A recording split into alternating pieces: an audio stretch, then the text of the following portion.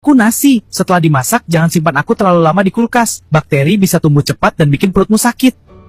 Lihat kulitku jadi hitam karena dimasukkan ke kulkas. Padahal aku belum sempat matang manis. Kami butuh tempat kering dan berangin, bukan kulkas lembab yang bikin bertunas dan cepat busuk.